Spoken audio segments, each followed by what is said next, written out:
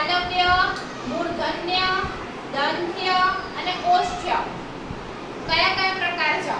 એક તો અહીંયા વર્ણ લખ્યા છે ક, ખ, ગ, ઘ, અંગ, ચ, છ, જ, ઝ, અંજ. આ બે મૂળાક્ષરોની આપણને ખબર હોવી જોઈએ. ઘની જોડે હોય તો શું બોલાય? અંગ. જની પાસે વાળો શબ્દ અક્ષર કયો પંચાય? અંજ. ટ, ઠ, ડ, ઢ, અણ. ત, થ, દ, ધ, ન.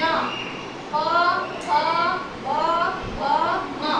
હવે તમને એમ થશે કે અહીંયા આ અક્ષર કયો છે? તો અહીંયા જુઓ, ધારો કે ક, તો આ અક્ષર કહેવાય કેવો કહેવાય? ખોડો અક્ષર. ખોડો. ખોડો એટલે અધૂરો.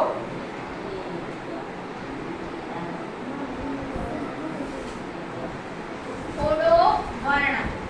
હવે અહીંયા ક ખોડો હોય ત્યારે એની જોડે સ્વર અ જોડાય એટલે બને ક. એ રીતે ત ખોડો હોય એને અ જોડીએ એટલે બને ત. ખબર પડી? હવે અહીંયા જુઓ, કંઠ્ય. કંઠ એટલે જે આપણા કંઠમાંથી બોલાતા હોય એવા વર્ણ. ધારો કે ક, બોલો.